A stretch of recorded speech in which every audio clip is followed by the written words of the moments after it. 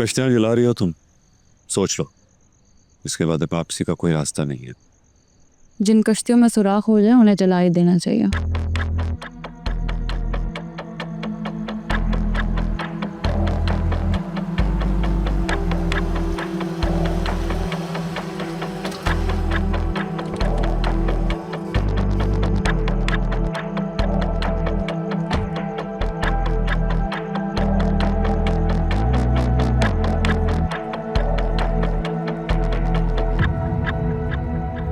Thank you, तुम्हारे एहसान नहीं पूरा हुआ।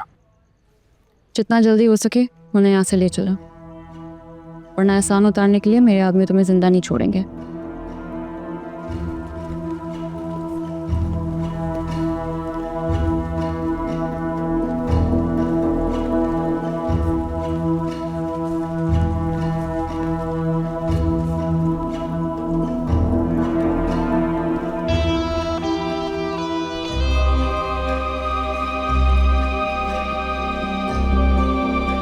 मैंने तुम्हें तुम्हारी माँ के बारे में कुछ बताया था, अगर तुम्हें याद हो तो। मुझे आपकी उस बात पर एतबार नहीं है। इस वक्त आपके लिए बेहतर होगा कि आप यहाँ से चले जाओ।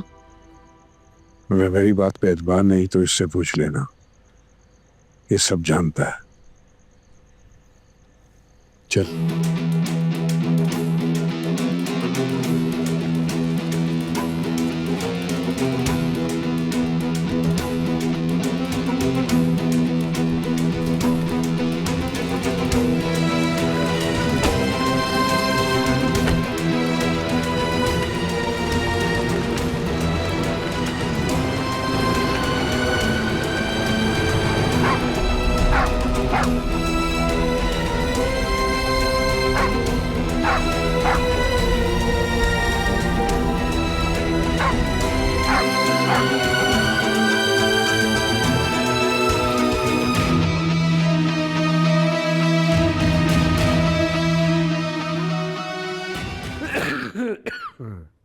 ओहो, तेरी तबीयत ठीक नहीं है नौरोज?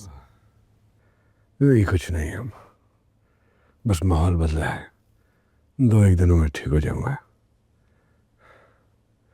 आप बता रही थी कुछ मुझे, ये अपने शामिर के बारे में। हाँ, मैंने शामिर से कहा था नवाब की बेटी के साथ मोहब्बत का ढोंग रचाने को, और उसने ऐसा ढोंग रचाया कि नवाब की 7 नस्लें याद रखेंगी। 7 नस्लें पैदा होंगी तो याद रखेंगी ना। मियाँ हसन को भेज दिया, वो डॉक्टर को लेके आ रहा है। ये मीर हसन जब से हमारी तरफ आ गया? थोड़ा ही अरसा हुआ, तभी आया था जब सबने हमारा साथ देना छोड़ दिया। जो मुश्किल वक्त में काम आए, लाजिम नहीं है कि दोस्ती हो। ऐसा नहीं होता, हर इंसान एक जैसा नहीं होता। और वैसे भी वक्त बदल रहा है, हमें चाहिए कि हम भी वक्त के साथ खुद को बदलें। समझदार हो गया, समझदारी की बातें करने लगा।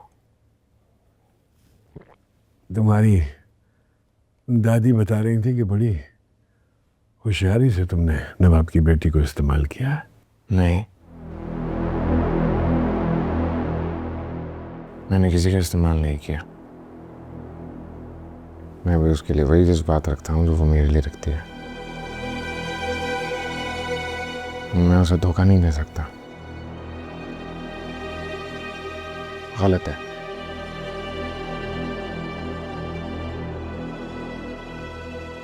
शादी करोगे उससे? आपको कोई एतराज है? नवाबों और आदमों के बीच सिर्फ मैयत की डोली उठती है, शादी की नहीं। 2 मैयतें उठना बाकी रह गई हैं, उनका इंतजाम कर दूंगा मैं। डॉक्टर आ जाए तो उन्हें ले आऊंगा। मैं तुम्हारा ही इंतजार कर रहा था। अब तो सगी औलाद तक धोखा दे रही है। तुम तो एक गुलाम हो। धोखा आपने मुझे दिया है नवाब साहब। आप मरने के लिए छोड़ आए थे मुझे वहां पर। मैंने तुम्हें कोई धोखा नहीं दिया, मैंने तुम्हारी जान बचाई है। अपने कानों से सुना है मैंने। मैं जानता हूं कि तुम सुन रहे थे, लेकिन मैं अना के भरोसे पर आदम के बेटे के खिलाफ तुम्हारे लिए नहीं लड़ सकता था।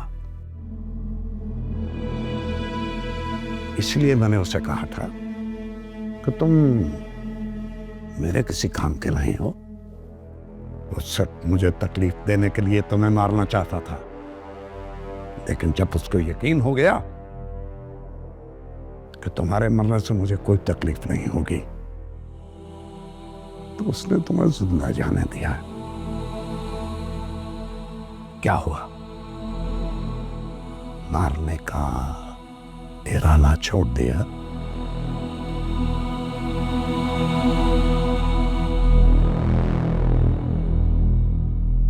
नमक हराम पाले हैं मैंने, नमक हराम।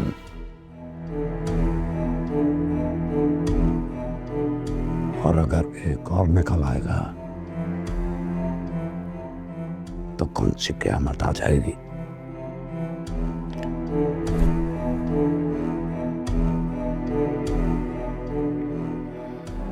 मुझे माफ कर दे नवाब साहब, मैं क्या था। मैं अपने खून से ज्यादा भरोसा किया था मैंने तुम पर।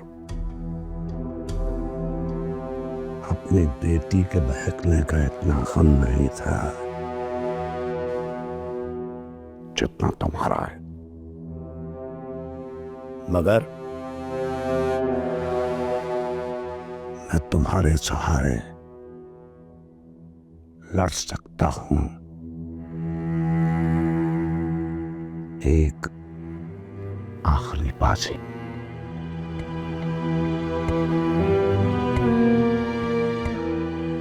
हुक्म करें नवाब साहब, हर काम करने के लिए तैयार हूं। सबसे पहले उन हरामखोरों का सफाया करो जिन्होंने तुम्हें मेरे कमरे में आने दिया है।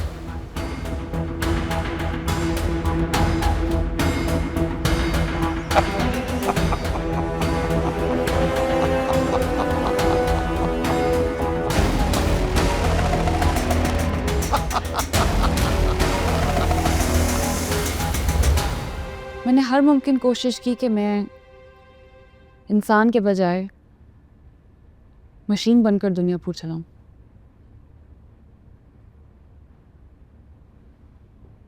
जैसे मुझसे पहले मेरे ख़ानदान वालों ने चलाया।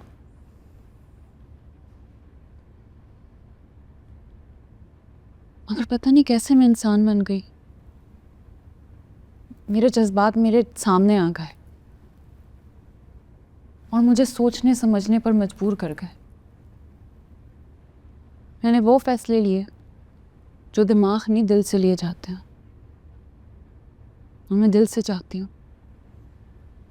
कि उन फैसलों की वजह से आने वाले दिनों में दुनियापुर में अमन हो। ये तो बहुत अच्छी बात है।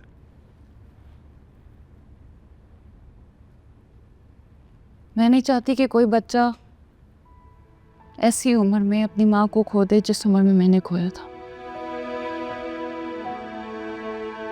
मुझे तो अम्मा की शक्ल भी धुंधली सी याद है,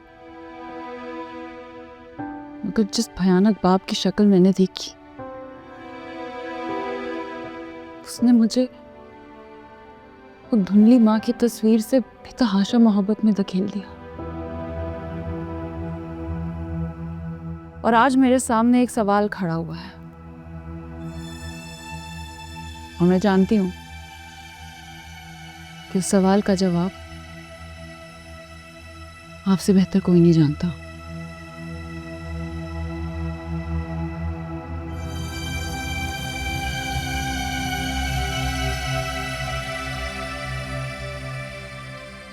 मेरी माँ को किसने मारा था? नवाब साहब ने मारा था।